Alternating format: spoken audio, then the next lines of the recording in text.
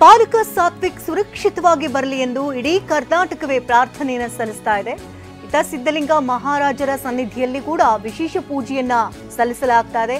ರಕ್ಷಣಾ ಕಾರ್ಯಾಚರಣೆ ಯಶಸ್ವಿಯಾಗಲಿ ಅನ್ನುವಂತಹ ನಿಟ್ಟಿನಲ್ಲಿ ಅಲ್ಲಿ ಪ್ರಾರ್ಥನೆಯನ್ನ ಸಲ್ಲಿಸ್ತಾ ಇದ್ದಾರೆ. ಸಿದ್ಧಲಿಂಗ ಮಠದಲ್ಲಿ ಸ್ಥಳೀಯ ಯುವಕರು ಪ್ರಾರ್ಥನೆಯನ್ನ ಸಲ್ಲಿಸ್ತಾ ಇದ್ದಾರೆ. ಸಿದ್ಧಲಿಂಗ ಮಠದ ಆಸ್ಥಾನ ಅದು ಅಂತ ಕೂಡ ಹೇಳಲಾಗ್ತಾ ಇತ್ತು. ಹಾಗಾಗಿ ಬಾಲಕ ಸಾತ್ವಿಕ್ ಸುರಕ್ಷಿತವಾಗಿ ಬರಲಿ ಅಂತ ಅಲ್ಲಿನ ಸ್ಥಳೀಯ ಗ್ರಾಮಸ್ಥರು, ಅಲ್ಲಿನ ಯುವಕರೆಲ್ಲರೂ ಕೂಡ ಸಿದ್ಧಲಿಂಗ ಮಹಾರಾಜರ ಸನ್ನಿಧಿಯಲ್ಲಿ ವಿಶೇಷ ಪೂಜೆಯನ್ನು ಸಲ್ಲಿಸ್ತಾ ಇರುವಂತಹ ದೃಶ್ಯಗಳನ್ನ ನಾವು ನೋಡ್ತಾ ಇದ್ದೀರಿ. ಸಿದ್ಧಲಿಂಗ ಮಹಾರಾಜರು ಕೃಪಾ ಕಟಾಕ್ಷದಿಂದಾಗಿ ಮಗು ಸೇಫ್ ಆಗಿ ಬರಲಿ, ಯಾವುದೇ ರೀತಿ ಸಮಸ್ಯೆಗಳಾಗದೇ ಇರಲಿ ಅಂತ ಸಿದ್ಧಲಿಂಗ ಮಠದಲ್ಲಿ ಪೂಜೆಯನ್ನು ಸಲ್ಲಿಸ್ತಾ ಇದ್ದಾರೆ ಯುವಕರು. ನೀವು ಗಮನಿಸ್ತಾ ಇದ್ದೀರಿ, ಮಗುವಿನ ರಕ್ಷಣೆಗಾಗಿ, ಮಗುವಿಗೆ ಯಾವುದೇ ರೀತಿ ತೊಂದರೆಗಳಾಗದೇ ಇರಲಿ, ಮಗು ಜೀವನ್ಮರಣ ಹೋರಾಟದಲ್ಲಿ ಈಗಾಗಲೇ ಯಾವುದೇ ರೀತಿ ಸಮಸ್ಯೆಗಳು ಉಂಟಾಗದೇ ಇರಲಿ ಮಗು ಜೀವಕ್ಕೆ ಅಂತ ಸಿದ್ಧಲಿಂಗ. ನೀವು ಪೋಷಕರಾಗಲು ಕಾಯುತ್ತಿದ್ದೀರಾ? ಚಿಂತಿಸದಿರಿ. ಓಯಾಸಿಸ್ ಫರ್ಟಿಲಿಟಿ 90,000 ದಂಪತಿಗಳ ಜೀವನದಲ್ಲಿ ಸಂತೋಷವನ್ನು ತಂದಿದೆ. 7825893601ಗೆ ಕರೆ ಮಾಡಿ. ಅತ್ಯದ್ಭುತ ರಿಯಾಯಿತಿ ಪಡೆಯಿರಿ ಹಾಗೂ ಎಲ್ಲರಿಗೂ ಗುಡ್ ನ್ಯೂಸ್ ಕೊಡಿ. ಮಹಾಪೀಠದಲ್ಲಿ ಪೂಜೆಯನ್ನ ಸಲ್ಲಿಸಲಾಗ್ತಾ ಇದೆ. ಬಾಲಕ ಸಾತ್ವಿಕ್ ಸುರಕ್ಷಿತವಾಗಿ ಬರಲಿ ಅಂತ ಇಡೀ ಕರ್ನಾಟಕವೇ ಒಂದು ಕಡೆ ಮೊಮ್ಮಲ ಮರುಗ್ತಾ ಇದೆ. ಮಗುಗೆ ಯಾವುದೇ ರೀತಿ ಸಮಸ್ಯೆ ಆಗದೇ ಇರಲಿ ಅನ್ನೋ ನಿಟ್ಟಿನಲ್ಲಿ ಪ್ರಾರ್ಥನೆಗಳನ್ನು ಸಲ್ಲಿಸ್ತಾ ಇದ್ದಾರೆ. ಸುರಕ್ಷಿತವಾಗಿ ಮಗು ಹೊರಗಡೆ ಬರಲಿ ಅಂತ ಪ್ರತಿಯೊಬ್ಬರು ಕೂಡ ಆಶಿಸ್ತಾ ಇದ್ದಾರೆ. ಬದುಕಿ ಬಾ ಕಂದ ಅಂತ ಇಡೀ ಕರ್ನಾಟಕವೇ ಪ್ರಾರ್ಥಿಸ್ತಾ ಇದೆ.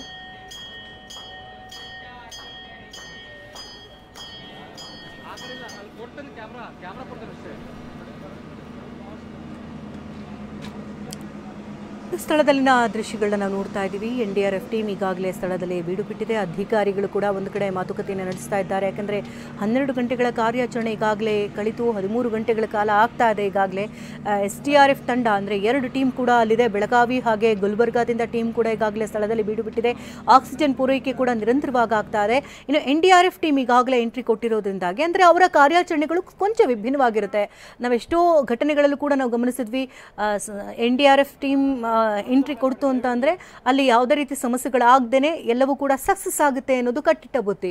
ಆ ನಿಟ್ಟಿನಲ್ಲಿ ಈಗ NDRF ಟೀಮ್ ಎಂಟ್ರಿ ಕೊಟ್ಟಿರೋದ್ರಿಂದಾಗಿ ಕುಟುಂಬಸ್ಥರಿಗೂ ಒಂದು ರೀತಿ ಧೈರ್ಯ ಬರುತ್ತೆ. ಯಾವುದೇ ರೀತಿ ಸಮಸ್ಯೆ ಆಗದೇನೆ NDRF ಟೀಮ್ ಕೂಡ ಅವರ SDRF ಜೊತೆಗೆ ಕೈ ಜೋಡಿಸಿ, ಅಲ್ಲಿನ ಜೊತೆಗೆ ಅಧಿಕಾರಿಗಳ ಜೊತೆ ಕೈ ಜೋಡಿಸಿ ತಮ್ಮ ಮಗುವನ್ನು ಸೇಫ್ ಆಗಿ ಹೊರತರ್ತಾರೆ ಎನ್ನುವಂಥ ಆಶ್ವಾಸನೆಯಲ್ಲಿ ಅವರು ಇರ್ತಾರೆ. ಒಂದು ಕಡೆ ದುಃಖದಲ್ಲಿದ್ದಾರೆ, ಆದರೂ ಕೂಡ ವಿಶ್ವಾಸವನ್ನು ಬಿಡ್ತಾ ಇಲ್ಲ. ಯಾಕಂದರೆ ಪ್ರಾರ್ಥನೆಗಳು ಕೂಡ ಈಗಾಗಲೇ ಮಗುವಿನ ರಕ್ಷಣೆಗಾಗಿ, ಮಗು ಸೇಫ್ ಆಗಿ ಬರಲಿ, ಮಗು ಬದುಕಿ ಬರಲಿ, ಯಾವುದೇ ರೀತಿ ತೊಂದರೆಗಳಾಗದೇ ಇರಲಿ ಎನ್ನುವಂಥ ನಿಟ್ಟಿನಲ್ಲಿ ಇಡೀ ಕರ್ನಾಟಕದ ಜನ ಈಗಾಗಲೇ ದೇವರಲ್ಲಿ ಪ್ರಾರ್ಥನೆಯನ್ನು ಸಲ್ಲಿಸ್ತಾ ಇದ್ದಾರೆ.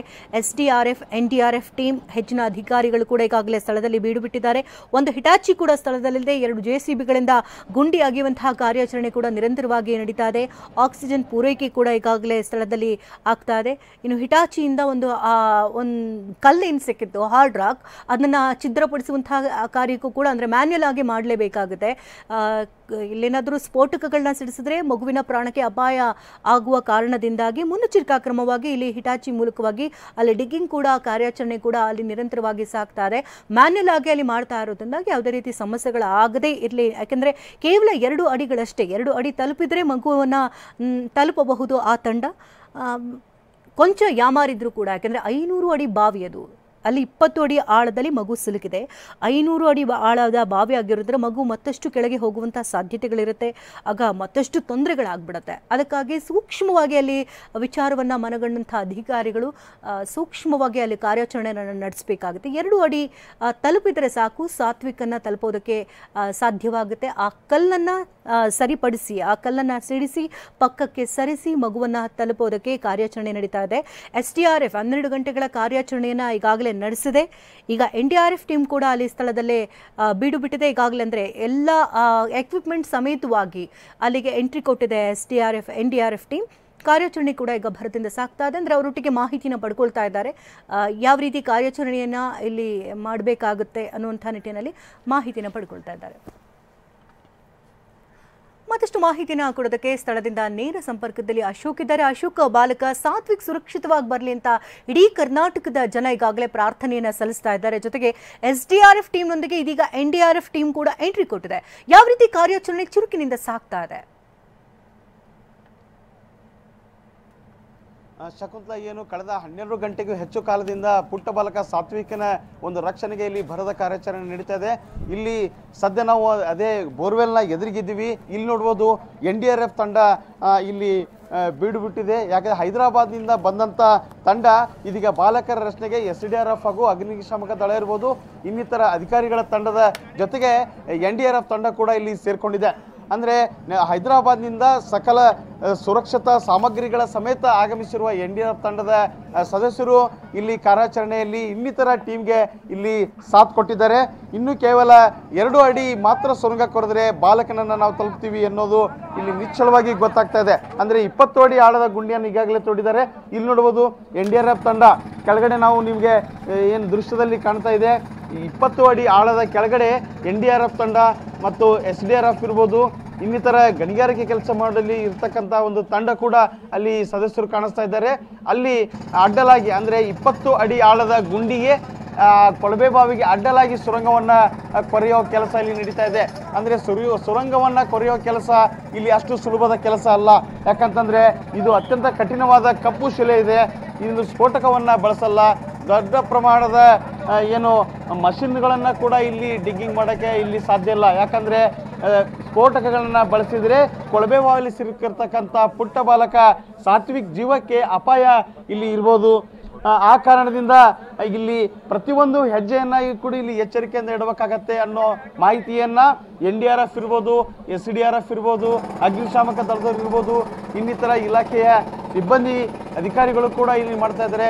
ಇಲ್ಲಿ ನೋಡಿ ಯಾವ ರೀತಿಯಾಗಿ ಸಕಲ ಇಡೀ ಜಿಲ್ಲಾಡಳಿತವೇ ಇಲ್ಲಿ ಬೀಡು ಬಿಟ್ಟಿದೆ. ಜಿಲ್ಲೆಯ ಶಕ್ತಿ ಕೇಂದ್ರವೇ ಈ ಘಟನಾ ಸ್ಥಳದಲ್ಲಿ ಬೀಡು ಬಿಟ್ಟಿದೆ.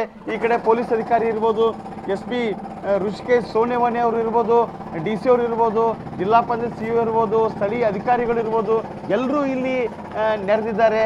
ಎಲ್ಲರಿಗೂ ಒಂದೇ ಒಂದು ಆಶಯ ಏನಂತಂದರೆ ಕೊಳವೆ ಬಾವಿಯಲ್ಲಿ ಬಿದ್ದಂಥ ಬಾಲಕ ಸುರಕ್ಷಿತವಾಗಿ ಸೇಫ್ ಆಗಿ ಮೇಲೆ ಬರಬೇಕು ಅನ್ನೋ ಒಂದು ಆಶಯವನ್ನು ವ್ಯಕ್ತಪಡಿಸ್ತಾ ಇದ್ದಾರೆ.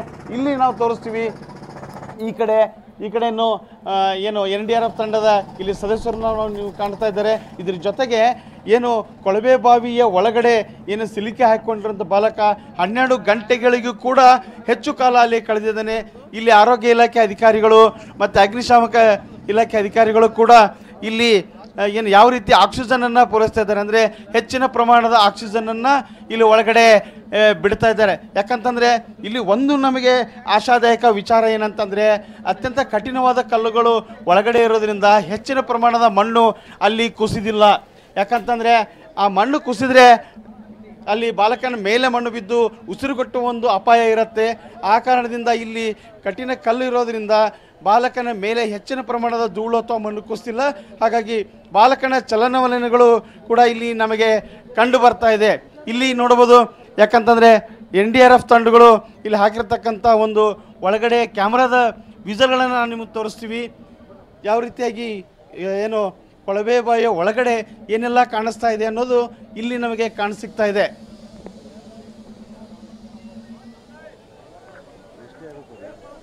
ಇದ್ರ ಜೊತೆಗೆ ಏನು NDRF ಏನು ಅಧಿಕಾರಿಗಳಿದ್ದಾರೆ ಅವರಿಗೆ SDRF ಸಿಬ್ಬಂದಿ ಕೂಡ ಇರ್ಬೋದು. ನೋಡ್ಬೋದು ಬಾಲಕನ ಕಾಲುಗಳು ನಮಗೆ ದೃಷ್ಟಿಯಲ್ಲಿ ಕಾಣ್ತಾ ಇದ್ದಾವೆ. ಅಂದರೆ ಕಾಲುಗಳು ಲಾಕ್ ಆದ ಸ್ಥಿತಿಯಲ್ಲಿದ್ದಾವೆ.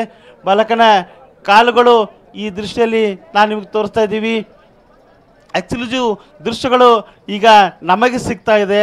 ಇಲ್ಲಿ ಒಳಗಡೆ ಹಾಕಿರ್ತಕ್ಕಂಥ ಕ್ಯಾಮ್ರಾದಲ್ಲಿ ಬಾಲಕನ ಕಾಲುಗಳು ಕಾಣಿಸ್ತಾ ಇದ್ದಾವೆ ಅನ್ನೋದು ಇಲ್ಲಿ ದೃಶ್ಯಗಳಲ್ಲಿ ಕಂಡು ಬರ್ತಾ ಇದೆ.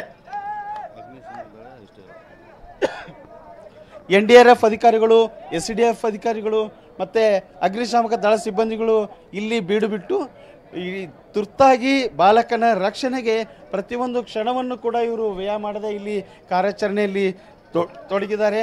ಕೊಳವೆ ಬಾವಿ ಒಳಗಡೆ ಏನೆಲ್ಲ ನಡೀತಿದೆ ಅನ್ನೋದು ಇಲ್ಲಿ ಒಂದು ಕ್ಯಾಮ್ರಾ ಬಿಟ್ಟುಕೊಂಡು ಅಂದರೆ ಕ್ಯಾಮ್ರಾದಲ್ಲಿ ಇಲ್ಲಿ ಪ್ರತಿಯೊಂದು ಕ್ಷಣದ ಒಂದು ಏನು ದೃಶ್ಯವನ್ನು ನಾವು ಇಲ್ಲಿ ತೋರಿಸ್ತಾ ಇದ್ದೀವಿ. ಅಂದರೆ ದೃಶ್ಯವನ್ನು ತೋರಿಸ್ತಾರೆ. ಬಾಲಕನ ಕಾಲು ದೃಶ್ಯದಲ್ಲಿ ಕಾಣಿಸ್ತಾ ಇದೆ. ನೋಡ್ಬೋದು ಕ್ಯಾಮ್ರಾದಲ್ಲಿ ಯಾವ ರೀತಿ ಕಾಲು ಇಲ್ಲಿ ನಮಗೆ ಕಂಡು ಬರ್ತಾ ಇದೆ ಎಂಬುದು. ಶಕುಂತಲಾ, ಇಲ್ಲಿ ದೃಶ್ಯದಲ್ಲಿ ನೋಡ್ಬೋದು ಬಾಲಕನ ಕಾಲುಗಳು ನಮಗೆ ಕಾಣಿಸ್ತಾ ಇದ್ದಾವೆ.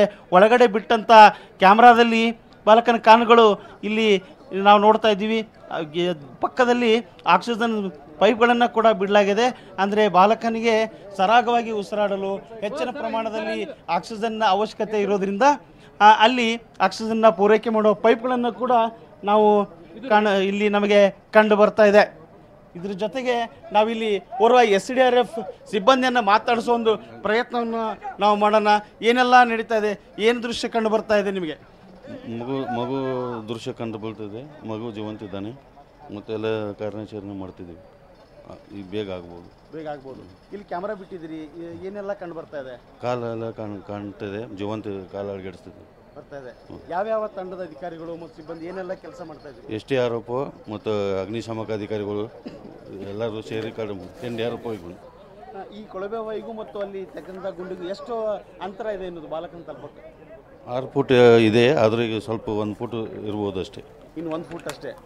ಈ ಕೇವಲ 1 ಫೂಟಿಗೆ ಇಷ್ಟೆಲ್ಲ ವಿಳಂಬ ಯಾಕೆ ಆಗ್ತದೆ? ಏನು ಕಠಿಣವಾದ ಕಲ್ಲಿದೆಯಾ? ಹೆಂಗೆ? ಕಲ್ಲಿದೆ ಮತ್ತು ಭಾಳ ಹಾರ್ಡಿದೆ. ಅದನ್ನು ಸೂಕ್ಷ್ಮ ತೆಗಿಬೇಕು. ಇನ್ನು ಎಷ್ಟೊತ್ತು ಆಗ್ಬೋದು ಸರ್ ಇದು? ಬೇಗ ಆಗ್ಬೋದು. ಬೇಗ ಒಂದು ಅರ್ಧ ಗಂಟೆ ಒಳಗೆ ಆಗ್ಬೋದು. ಇನ್ನೊಂದು ಅರ್ಧ ಗಂಟೆ. ಇಷ್ಟೆಲ್ಲ ನಾವು ಏನು ಕಾರ್ಯಾಚರಣೆಯನ್ನು ಮಾಡ್ತಾ ಇದ್ವಿ. ಇನ್ನೊಂದು ಅರ್ಧ ಗಂಟೆಯಲ್ಲಿ ಇಲ್ಲಿ ನಮಗೆ ಬಾಲಕನ ತಲುಪೋಕೆ ಸಾಧ್ಯ ಇದೆ. ಅತಿ ಕಠಿಣವಾದ ಕಲ್ಲು ಇದೆ. ಈ ಕಲ್ಲನ್ನು ತುರ್ತಾಗಿ ಹೊಡೆಯೋಕ್ಕಾಗಲ್ಲ. ಹಂತವಾಗಿ ಅಂದರೆ ಸಣ್ಣ ಗಾತ್ರದಲ್ಲಿ ಅದನ್ನು ಕತ್ತರಿಸ್ತಾ ಹೋಗ್ಬೇಕು. ಒಂದು ವೇಳೆ ದೊಡ್ಡ ಯಂತ್ರವನ್ನದಿಂದ ಅದನ್ನು ಸೀಳಿಸೋದಾಗಲಿ ಬ್ಲಾಸ್ಟ್ ಮಾಡೋದಾಗಲಿ ಅದನ್ನು ಮಾಡೋಕ್ಕಾಗಲ್ಲ. ಯಾಕೆ ಹಾಗೊಂದು ವೇಳೆ ಮಾಡಿದರೆ ಒಳಗೆ ಕೊಳವೆ ಬಾವಿಯಲ್ಲಿ ಸಿಕ್ಕಿ ಹಾಕಿಕೊಡ್ತಕ್ಕಂಥ ಸಾತ್ವಿಕ್ ಜೀವಕ್ಕೆ ಅಪಾಯ ಆಗತ್ತೆ ಅನ್ನೋ ಮಾತನ್ನು SDRF ತಂಡದ ಒಂದು ಸದಸ್ಯರು, ಇಲ್ಲಿ ರಕ್ಷಣಾ ಕಾರ್ಯದಲ್ಲಿ ತೊಡಗಿರ್ತಕ್ಕಂಥ ಸದಸ್ಯರು ಹೇಳ್ತಾ ಇದ್ದಾರೆ. ಇಲ್ಲಿ ನೋಡ್ಬೋದು ಯಾವ ರೀತಿ ಜನಜಂಗುಳಿ ನೆರೆದಿದೆ. ಇದು ಒಂದು ರೀತಿಯಿಂದ ಕಾರ್ಯಾಚರಣೆಗೆ ಹಿನ್ನಡೆ ಅನ್ಬೋದು. ಯಾಕಂತಂದರೆ ಅಡೀ ಈ ಗ್ರಾಮದ 100 ಜನರಿರ್ಬೋದು, ಸುತ್ತಮುತ್ತಲ ಗ್ರಾಮದ ಜನರಿರ್ಬೋದು, ಇಲ್ಲಿ ಕಾರ್ಯಾಚರಣೆ ನಡೆಯುವ ಸ್ಥಳದಲ್ಲಿ ಒತ್ತರಿಸಿ ಇಲ್ಲಿ ಕುಳಿತಿದ್ದಾರೆ. ಇದಕ್ಕೆ ಕಾರ್ಯಾಚರಣೆಗೆ ಒಂದು ಸ್ವಲ್ಪ ಕೊಂಚ ಅಡೆತಡೆ ಆಗೋ ಒಂದು ಲಕ್ಷಣಗಳು ಇಲ್ಲಿವೆ. ಇದರ ಆಚೆ ನಾವು ಇಲ್ಲಿ ಜನರನ್ನು ಏನು ಇದ್ದಾರೆ ಜನರನ್ನು ಕೂಡ ನಾವಿಲ್ಲಿ ಮಾತಾಡಿಸ್ತೀವಿ. ಏನೆಲ್ಲ ಕಾರ್ಯಾಚರಣೆ ಆಗಿದೆ, ಇಲ್ಲಿ ಹೇಗೆ ನಡೀತಾ ಇದೆ ಹೇಳ್ರಿ ಸರ್. ನಿನ್ನೆ ಸಾಯಂಕಾಲ 6 ಗಂಟೆಯಿಂದ ಮಗು ಅದು ಒಳಗೆ ಕೊಳವೆ ಬಾವಿಯಲ್ಲಿ ಬಿದ್ದಿತ್ತು. ಮತ್ತು ಏನದ ಆನ್ ದಿ ಸ್ಪಾಟ್ ನಮ್ಮ ಆರೋಗ್ಯ ಇಲಾಖೆ ಮತ್ತು ಪೊಲೀಸ್ ಇಲಾಖೆ ಮತ್ತು ಕಂದಾಯ ಇಲಾಖೆ ಮತ್ತು ಎಲ್ಲ ಇಲಾಖೆದವರು ಬಂದು ಆನ್ ದಿ ಸ್ಪಾಟ್ ಅರ್ಧ ಗಂಟೆಯಲ್ಲಿ ತಮ್ಮ ಎಲ್ಲ ಜಿಲ್ಲಾಡಳಿತದಿಂದ ಎಲ್ಲ ಅದಕ್ಕೆ DC ಸಾಹೇಬರು ಬಂದರು, AC ಸಾಹೇಬರು, ನಮ್ಮ TH ಮೇಡಮ್ ಅವರು ಎಲ್ಲರ ಬಂದಿದ್ದ ಒಂದು ಕಾರ್ಯಾಚರಣೆ ರಾತ್ರಿ ಇಡೀ ಪೂರ್ತಿ ಕಾರ್ಯಾಚರಣೆ ಮಾಡಿದ್ದಾರೆ. ಈಗ 12 ತಾಸುಗಳಿಗಿಂತ ಹೆಚ್ಚು ಕಾಲದಿಂದ ನಾವು ಕಾರ್ಯಾಚರಣೆ ಮಾಡ್ತಾ ಇದ್ದಾರೆ. ಇನ್ನೂ ಯಾಕೆ ಮುಗಿತಾ ಇಲ್ಲ? ಇನ್ನು ಕೇವಲ ಕೆಲವೇ ಅಡಿ ಇದ್ರೂ ಕೂಡ ಯಾಕೆ ರಕ್ಷಣಾ ಕಾರ್ಯಾಚರಣೆ ಮುಗಿತಾ ಇಲ್ಲ ಅಂದರೆ ಪಾಸಿಟಿವ್ ಮೊದಲಿಗೆ ಸ್ವಲ್ಪ ಭೂಮಿ ಏನಪ್ಪ ಅಂತಂತೆ ಅದರದಾಗಿ ಮಣ್ಣು ಬೀಳ್ತಾ ಇದ್ದೀವಿ. ಅದಕ್ಕಾಗಿ ಸ್ವಲ್ಪ ಸ್ಲೋ ಮಾಡ್ತಾ ಇದ್ದಾರೆ ಅಷ್ಟೇ. ಆ ಮಗುವಿಗೆ ಏನು ತೊಂದರೆ ಆಗಬಾರ್ದಲ್ಲ, ಆಗಬಾರ್ದಂತೇನೋ ಸ್ಲೋ ಮಾಡ್ತಾರೆ ಅಷ್ಟೇ ಕೆಲಸ. ಏನು ಹಾರೈಕೆ ಹಾಕ್ತೀರಿ? ಸಿದ್ಧಲಿಂಗ ಮತ್ತು ಗ್ರಾಮದ ನಮ್ಮ ಆರಾಧ್ಯ ದೇವಾದ ಸಿದ್ಧಲಿಂಗ ಮಹಾರಾಜರ ಮ್ಯಾಗ ಎಲ್ಲ ನಮ್ಮ ಗ್ರಾಮಸ್ಥರೆಲ್ಲ ಇಡೀ ಲಕ್ಷಣ ಗ್ರಾಮಸ್ಥರೆಲ್ಲ ಮುತ್ತಿನ ಮೇಲೆ ಭಾರ ಹಾಕಿದ್ದೀವಿ ರೀ. ಆ ಮಗು ಬರಲಿತ್ತಂದು ಇಷ್ಟೇ, ಬದುಕಿ ಬರಲಿತ್ತಂದು ನಾವು ಆಶಿಸ್ತೇನೆ ಇಷ್ಟೇ. ಇದು ಲಚ್ಚಾನ ಗ್ರಾಮದ ಜನರ ಮಾತು. ಅಷ್ಟೇ ಅಲ್ಲ, ಲಚ್ಚಾನ ಗ್ರಾಮದ ಏನು ಸಿದ್ಧಲಿಂಗ ಮಹಾರಾಜರ ಮಠದಲ್ಲಿ ಕೂಡ ಈಗ ವಿಶೇಷ ಪ್ರಾರ್ಥನೆಗಳನ್ನು ಮಾಡೋದ್ರ ಮೂಲಕ ಏನು ಈ ಬಾಲಕ ಸೇಫ್ ಆಗಿ ಬರಲಿ ಅನ್ನೋ ಒಂದು ಪ್ರಾರ್ಥನೆ ಮಾಡ್ತಾ ಇದ್ದಾರೆ. ಈ ಕಡೆ ನಾವೀಗ ಮತ್ತಷ್ಟು ದೃಶ್ಯಗಳನ್ನು ನಿಮಗೆ ತೋರಿಸ್ತಾ ಹೋಗ್ತೀವಿ. ಯಾಕಂತಂದರೆ ಒಟ್ಟು ಈಗ ಮುಖ್ಯವಾಗಿ 2 ಹಿಟಾಚಿಗಳು ಅಂದರೆ ಬೃಹತ್ ಪ್ರಮಾಣದ ಹಿಟಾಚಿಗಳು ಇದ್ದು ಇಲ್ಲಿ ಕೆಲಸ ಮಾಡೋಕ್ಕೆ ಈಗ ಮತ್ತೊಂದು ಹಿಟಾಚನ್ನು ತರಲಾಗಿದೆ. ಅಂದರೆ ಆದಷ್ಟು ಬೇಗ ಇಲ್ಲಿ ಕಾರ್ಯಾಚರಣೆ ಆಗಬೇಕು. ತುರ್ತಾಗಿ ಬಾಲಕನನ್ನು ನಾವು ಏನು ಜೀವಂತವಾಗಿ ಹೊರಗೆ ತೆಗಿಬೇಕು. ಆತನಿಗೆ ಯಾವುದೇ ತೊಂದರೆ ಆಗದ ರೀತಿಯಲ್ಲಿ ಆತನ ಹೊರಗಡೆ ನಾವು ರಕ್ಷಣೆ ಮಾಡ್ಕೊಂಡು ಬರಬೇಕು ಅನ್ನೋ ನಿಟ್ಟಿನಲ್ಲಿ 2 ದೊಡ್ಡ ಹಿಟಾಚಿಗಳ ಜೊತೆಗೆ ಮತ್ತೊಂದು ಇಲ್ಲಿ ದೊಡ್ಡ ಪ್ರಮಾಣದ ಒಂದು ಹಿಟಾಚ್ ಬಂದಿದೆ. ಅದು ಕೂಡ ಇಲ್ಲಿಯ ಕಾರ್ಯಾಚರಣೆಗೆ ಬಳಕೆ ಆಗತ್ತೆ. ಇದ್ರ ಜೊತೆಗೆ ಇಲ್ಲಿ ಮತ್ತಷ್ಟು ನಾವು ಜನರನ್ನು ನಾವು ಮಾತಾಡಿಸ್ತೀವಿ. ಏನು ಅನ್ನಿಸ್ತಾ ಇದೆ ಬಾಲಕನ ಬಗ್ಗೆ ಏನು ಹೇಳ್ತೀರಿ? ಸುರಕ್ಷಿತ ಬರಲಿ ಅನ್ನೋಕ್ಕೆ ಕಾರ್ಯಾಚರಣೆ ವಿಳಂಬ ಆಗ್ತಾ ಇದೆ, ಏನು ಹೇಳ್ತೀರಿ? ವಿಳಂಬ ಏನು ಆಗ್ತಾ ಇಲ್ಲ. ಅವರು ಸಾಯಂಕಾಲ 5:30 ಗಂಟೆಯಿಂದ ಎಲ್ಲ NDRF ಮತ್ತು ಕರ್ನಾಟಕ SDRF ಮತ್ತು ಪೊಲೀಸ್ ಇಲಾಖೆ, ಆರೋಗ್ಯ ಇಲಾಖೆ, ತಾಲೂಕಾ ಪಂಚಾಯತಿ, ತಾಲೂಕಾ ಎಲ್ಲ ಆಡಳಿತ ವರ್ಗದವರು ಹಾಗೂ ಜಿಲ್ಲಾ ಮಟ್ಟದ ಎಲ್ಲ ಆಡಳಿತ ವರ್ಗದವರು ಇಲ್ಲಿ 5:30ಯಿಂದ ಸತತವಾಗಿ ಪ್ರಯತ್ನ ಮಾಡ್ತಾ ಇದ್ದಾರೆ. ಎಲ್ಲರೂ ನಾವು ಕಾರ್ಯನಿರತರಾಗಿದ್ವಿ. ದೇವರಲ್ಲಿ ಒಂದೇ ಪ್ರಾರ್ಥನೆ ಮಾಡ್ತಾ ಇದ್ದೀವಿ ಎಲ್ಲರೂ ಕೂಡಿ. ಮಗು ಸಿದ್ಧಲಿಂಗ ಮಹಾರಾಜರ ಒಂದು ಆಶೀರ್ವಾದದಿಂದ ಮಗು ಬದುಕೊಳ್ಳಲಿ ಅಂತೇಳಿ ನಮ್ಮೆಲ್ಲರ ಆಶೆ ಇದೆ. ಈಗ ನೀವು ಆರೋಗ್ಯ ಇಲಾಖೆ ಅಧಿಕಾರಿಯಾಗಿ ಇಲ್ಲಿ ಬಂದಿದ್ದೀರಿ, ಇಲ್ಲಿ ಏನೆಲ್ಲ ನೀವು ಇಲಾಖೆಯಿಂದ ಕ್ರಮಗಳನ್ನು ಕೈಗೊಂಡ್ರಿ? ಆಕ್ಸಿಜನ್ ಇರ್ಬೋದು ಅಥವಾ ಮಗುವಿಗೆ ಸರಾಗವಾಗಿ ಉಸಿರಾಡೋಕ್ಕೆ ಮತ್ತೇನು ಕ್ರಮವನ್ನು ಕೈಗೊಂಡ್ರಿ? ನಮಗೆ ಫೋನ್ ಮುಖಾಂತರ ಕರೆ ಬಂದಾಗ ನಮ್ಮ ವೈದ್ಯಾಧಿಕಾರಿಗಳ ತಂಡ ಬಂದು ತತ್ಕ್ಷಣದಿಂದ ಈ ಆಕ್ಸಿಜನ್ ಸಪ್ಲೈಯನ್ನು ಕಂಟಿನ್ಯೂಸ್ ಆಗಿ ನೀಡ್ತಾ ಇದ್ವಿ. ಯಾವುದೇ ಕೊರತೆ ಮಗುವಿಗೆ ನೀಡ್ತಾ ಇಲ್ಲ. ಮಗುವಿನ ಚಲನವಲನ ಚೆನ್ನಾಗಿದೆ ಮತ್ತು ಎಮರ್ಜೆನ್ಸಿ ಬೇಕಾಗಿರುವಂಥ ಎಲ್ಲ ಪರಿಕರಗಳು ನಮ್ಮ ಹತ್ರ ಇದೆ. ಆಂಬುಲೆನ್ಸ್ 2 ಆಂಬುಲೆನ್ಸ್ ಬಂದಿದ್ದಾವೆ. ವೈದ್ಯರ ತಂಡಗಳಿದೆ. 8 ರಿಂದ 10 ಜನ ವೈದ್ಯರು ಇಲ್ಲಿ ನಿರತರಾಗಿದ್ದಾರೆ. ಸತತವಾಗಿ ವಿಡಿಯೋ ಕ್ಯಾಮ್ರಾ ಮುಖಾಂತರ ಮಗುವಿನ ಪರೀಕ್ಷೆ ನೋಡ್ತಾ ಇರುವುದನ್ನು ಕಂಡಿರ್ತೇವೆ. ಮತ್ತು ಮಗು ಬಂದ ತಕ್ಷಣ ಏನು ನಾವು ಪ್ರಾಥಮಿಕ ಚಿಕಿತ್ಸೆ ನೀಡಬೇಕಾಗಿದೆ ಎಲ್ಲ ಪ್ರಾಥಮಿಕ ಚಿಕಿತ್ಸೆಯನ್ನು ನಾವು ತಯಾರಿಯಲ್ಲಿ ಇಟ್ಕೊಂಡಿದ್ದೀವಿ. ಮಗು ಬಂದ ತಕ್ಷಣ ಪ್ರಾಥಮಿಕ ಚಿಕಿತ್ಸೆ ನೀಡುವಂಥ ಎಲ್ಲ ವ್ಯವಸ್ಥೆ ಮಾಡ್ಕೊಂಡಿರ್ತೀವಿ ಅಂತ ನಮಗೆ ಹೇಳುತ್ತೆ. ಈಗ ನೀವು ಏನೆಲ್ಲ ಕ್ರಮಗಳನ್ನು ಕೈಗೊಂಡಿದ್ದೀರಿ ಅಂತ ಹೇಳಿದ್ರಿ. ಈಗ ಸಾಮಾನ್ಯವಾಗಿ ವೈದ್ಯಕೀಯ ಲೋಕದಲ್ಲಿ ವೈದ್ಯಕೀಯ ವಿಚಾರವಾಗಿ ನೀವು ಹೇಳೋದಾದರೆ 2 ವರ್ಷಕ್ಕಿಂತ ಪುಟ್ಟ ಮಗು ಇಷ್ಟು ಸಮಯದವರೆಗೂ ಕತ್ತಲಲ್ಲಿ ಅಥವಾ ಸರಾಗವಾಗಿ ಉಸಿರಾಡೋಕ್ಕಾಗದೇ ಇರೋ ವಿಚಾರದಲ್ಲಿ ಭಾಳ ತೊಂದರೆಯನ್ನು ಅನುಭವಿಸುತ್ತಾ ಹೆಂಗೆ? ಮಗು ಸಾಮಾನ್ಯವಾಗಿ 2 ವರ್ಷ 13 ತಿಂಗಳದ ಮಗು ಇರೋದ್ರಿಂದ ಸಾಮಾನ್ಯವಾಗಿ ಮೆದುಳಿನ ಬೆಳವಣಿಗೆ ಬಹಳಷ್ಟು ಆಗಿರೋದಿಲ್ಲ. ಮಗು ಭಾಳಷ್ಟು ಆ್ಯಂಕ್ಸಸ್ ಆಗಿರೋದಿಲ್ಲ. ಅದೊಂದು ಲೆಕ್ಕಾಚಾರದಿಂದ ಮಗು ಸೌಂಡ್ ಪೊಲ್ಯೂಷನ್ಗೆ ಭಯ ಪಡ್ಬೋದು. ಸೌಂಡ್ ಬಂದಾಗ ಮಗು ಒಂದು ಮೂಮೆಂಟ್ ಮಾಡೋದನ್ನು ನಾವು ಕಂಡಿರುತ್ತೇವೆ. ಮತ್ತು ಸಾಮಾನ್ಯವಾಗಿ 12 ಗಂಟೆ ಆಗಿರೋದ್ರಿಂದ ಮಗುವಿಗೆ ಯಾವುದೇ ಥರ ತೊಂದರೆ ಆಗದೇ ಇರುವುದು ಬರ್ಬೋದು.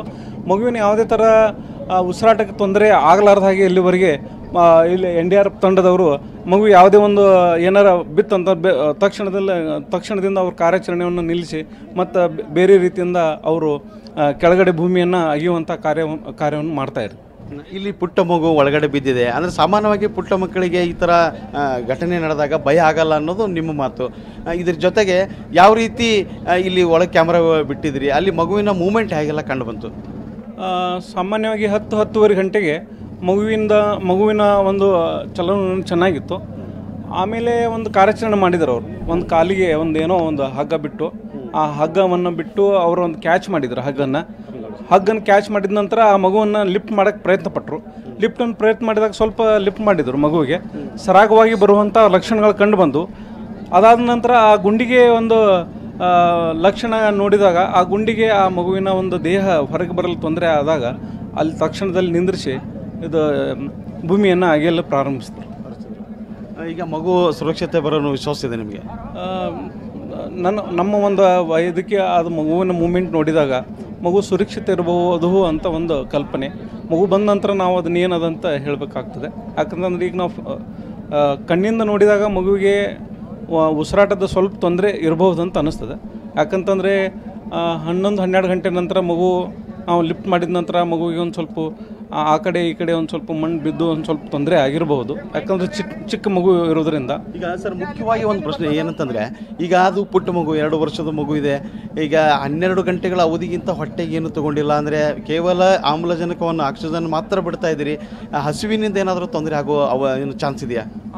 ಮಗುವಿನ ತಾಯಿಗೆ ಕೇಳಿದಾಗ 4:15 ಗಂಟೆಗೆ ಮಗುವಿನ ತಾಯಿ ಅನ್ನ ಹಾಲು ನೀಡುವುದನ್ನು ನಾವು ಮಗುವಿನ ತಾಯಿಯಿಂದ ಪಡೆದುಕೊಂಡಿದ್ವಿ. ಈ ರೀತಿ 12 ಗಂಟೆ ತನಕ ಮಗು, ಯಾಕಂತಂದ್ರೆ 5:30-6 ಗಂಟೆ ಆಯಿತು, ಅಲ್ಲಿ ತನಕ ಮಗುವಿಗೆ ಒಂದು ಸ್ವಲ್ಪ ಗ್ಲುಕೋಸ್ ಪ್ರಮಾಣ ಕಡಿಮೆ ಆಗಬಹುದು. ಮಗು ಬಂದ ತಕ್ಷಣ ಅದಕ್ಕೇನು ಬೇಕಾಗಿದ್ದು ಎಲ್ಲ ಎಮರ್ಜೆನ್ಸಿ ನಾವು ಪ್ರಾಥಮಿಕ ಚಿಕಿತ್ಸೆ ನೀಡಲು ತಯಾರಾಗಿದ್ದೀವಿ. ಈಗ ಅಡ್ಡಲಾಗಿ ಸುರಂಗ ಏನು ಕೊರೆದಿದ್ರೆ ಇನ್ನು ಕೇವಲ 1.5-2 ಅಡಿ ಮಾತ್ರ ಇದೆ ಅಂತ ಮಗು ತಲುಪೋಕ್ಕೆ. ಆ ಮಗು ಹೊರಗೆ ಸಿಕ್ಕಿದ ತಕ್ಷಣ ಏನೆಲ್ಲ ಆ ಮಗುವಿಗೆ ಚಿಕಿತ್ಸೆ ಕೊಡೋಕ್ಕೆ ನೀವು ಸಿದ್ಧತೆಗಳನ್ನು ಮಾಡ್ಕೊಂಡಿದ್ದೀರಿ? ಮಗುವಿಗೆ ಮೊದಲು ನಾವು CPR ಅಂತ ಮಾಡ್ತೇವೆ, ಕಾರ್ಡಿಯೋಪಲ್ಮನರಿ ರಿಸಸಿಟೇಷನ್. ಮಾಡಿದ ನಂತರ ಮಗುವಿನ ಉಸಿರಾಟ ಚೆನ್ನಾಗಿತ್ತಂತಂದರೆ ಆಕ್ಸಿಜನ್ ಹಚ್ಚಿ ಬೇಬಿಗೆ ಇಮಿಡಿಯೇಟಾಗಿ ನಾವು ICUಗೆ ರೆಫರ್ ಮಾಡಿಬಿಟ್ಟು ಆಮೇಲೆ ಅಲ್ಲಿ ಏನು ಬೇಕಾಗಿರ್ತದೆ ಪ್ರಾಥಮಿಕ ಎಲ್ಲ ಇನ್ವೆಸ್ಟಿಗೇಷನ್ಸ್ ಮಾಡಿ ಮಗುವಿಗೆ ಬೇಕಾಗಿರುವಂಥ ಇನ್ವೆಸ್ಟಿಗೇಷನ್ಸ್ಗೆ ಮುಂದಿನ ಜಿಲ್ಲಾ ಆಸ್ಪತ್ರೆಗೆ ರೆಫರ್ ಮಾಡುವಂಥ ಒಂದು ಕಾರ್ಯವನ್ನು ಮುಂದಿನ ಜಿಲ್ಲಾ ಆಸ್ಪತ್ರೆಯಲ್ಲಿ ಬೇಕಾಗಿರುವ, ಯಾಕಂತಂದ್ರೆ ಮಗು ತಲೆ ಸಿಕ್ಕಾಕೊಂಡಿರುವುದರಿಂದ CT ಸ್ಕ್ಯಾನ್ ಬ್ರೈನ್ ಬೇಕಾಗಿರಬಹುದು. ಆ ಪರೀಕ್ಷೆಗಾಗಿ ಈಗಾಗಲೇ ಅಲ್ಲಿ ಮೇಲಿನ ವೈದ್ಯಾಧಿಕಾರಿ ಗಮನಕ್ಕೆ ತಂದಿದ್ದೀವಿ. ಎಲ್ಲ ರೀತಿಯಿಂದ ನಾವು ಸನ್ನದ್ಧರಾಗಿದ್ದೀವಿ. ದೇವರಲ್ಲಿ ಒಂದೇ ಪ್ರಾರ್ಥಿಸ್ಕೊಳ್ತೀವಿ, ಸಿದ್ಧಲಿಂಗ ಮಹಾರಾಜರ ಒಂದು ಪುಣ್ಯಕ್ಷೇತ್ರದಲ್ಲಿ ಮಗು ಬದುಕೊಳ್ಳಲಿ ಅಂತ ನಮ್ಮೊಂದು ಆಶೆ ಇದೆ ಅಷ್ಟೇ. ಇದು ವೈದ್ಯರ ಮತ್ತು ಏನು ಪುಟ್ಟ ಬಾಲಕ ಏನು ಒಳಗಡೆ ಸಿಲುಕೊಂಡಿದ್ದಾನೆ ಆತನ ರಕ್ಷಣೆಗೆ ಸಂಪೂರ್ಣ ರಕ್ಷಣಾ ಕಾರ್ಯ ಮಾಡ್ತಾ ಇದ್ದೀವಿ. ನಮಗೆ ಬಾಲಕ ಹೊರಗೆ ಬಂದ ತಕ್ಷಣ ಆತನಿಗೆ ಯಾವ ರೀತಿಯಾಗಿ ಚಿಕಿತ್ಸೆ ನೀಡಬೇಕೆನ್ನೋದನ್ನು ಕೂಡ ನಾವು ಎಲ್ಲ ಸಿದ್ಧತೆಗಳನ್ನು ಮಾಡ್ಕೊಂಡಿದ್ದೀವಿ ಅನ್ನೋ ಮಾತನ್ನು ಆರೋಗ್ಯ ಅಧಿಕಾರಿಗಳು ವೈದ್ಯಾಧಿಕಾರಿಗಳು ಹೇಳ್ತಾರೆ.